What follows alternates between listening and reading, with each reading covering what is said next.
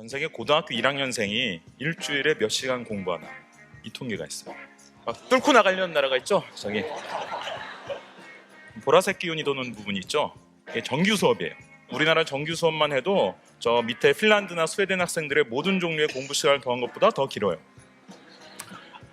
근데 여기 하나 이상한 종목이 있습니다.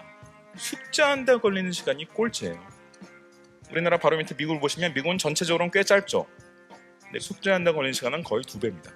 저 숙제가 대부분 reading, writing, 그리고 탐구활동 이런 것들이에요. 근데 우리는 왜 이런 걸 잘 할 수가 없을까요? 우리도 이렇게 하면 안 되나요? 우리도 좀 초중고 시간에 임진왜란 3번 배우면서 난줄기도 읽고 좀 토론도 해보고 역할극도 해보고 좀 이러면 안 되나요?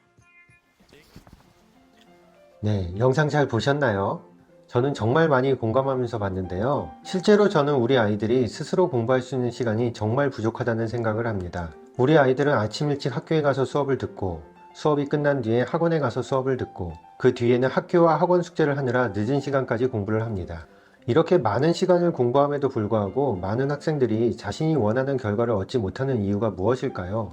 그리고 영상에서 보셨던 것처럼 숙제를 하는 시간이 가장 적다는 것은 무엇을 의미할까요? 저는 이 질문의 답을 우리나라 수학시험의 테스트 방식에서 찾을 수 있다고 생각합니다. 우리나라 수학시험의 가장 큰 특징은 무엇인가요? 바로 짧은 시간 동안 빠르고 정확하게 문제를 풀어야 한다는 것입니다. 그렇다면 빠르고 정확하게 문제를 풀기 위해서는 어떻게 공부해야 할까요? 네, 맞습니다. 많은 문제를 반복해서 푸는 훈련을 해야 합니다. 바로 이 영상을 보고 계신 분들이 하셨던, 그리고 지금도 하고 있는 바로 그 방식입니다.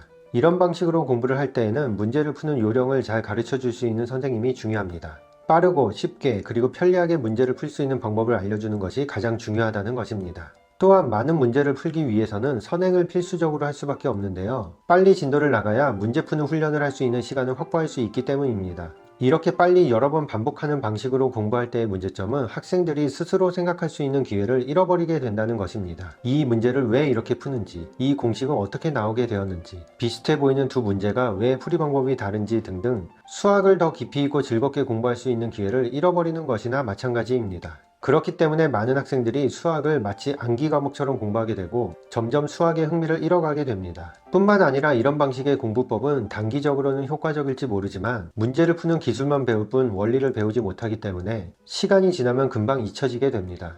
이것이 바로 선행을 해도 수학 실력이 좋아지지 않는 근본적인 이유입니다.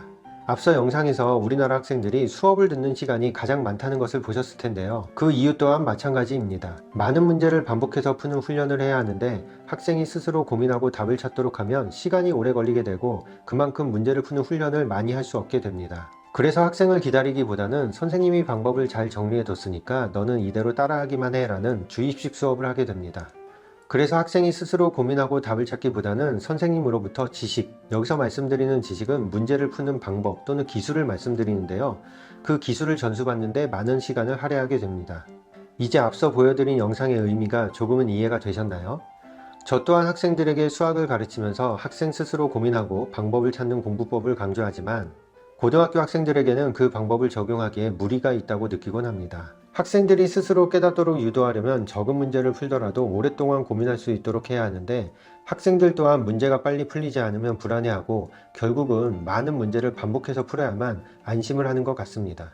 그래서 저는 우리나라 수학시험이 바뀌지 않는 이상 이러한 문제들이 해결되기 어렵다고 생각합니다. 물론 내신에 비해서 수능이 조금 더 바람직한 형태라고는 하지만 그래도 근본적인 테스트 기준이 바뀌지 않는다면 과도한 선행과 주입식 수업 등 여러가지 문제들의 근본적인 해결이 불가능하다고 생각합니다. 최소한 시험 시간만이라도 여유있게 늘려준다면 많은 것들이 바뀔 수 있을 것 같은데요. 그렇게 되기에는 아직 많은 어려움이 있을 것 같습니다.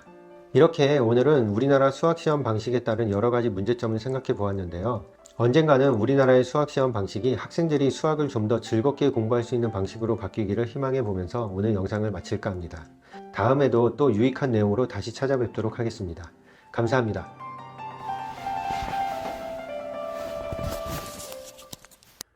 스승의 날 선물로 강남 빌딩 사달라고 그랬는데 아, 빌딩은 빌딩이네. 엄청 크다. 뭐야, 이게 나야? 엄청 잘생겼네. 아, 이거 윤정이가 준 선물 안 찍으면 윤정이 분명히 화낼 텐데.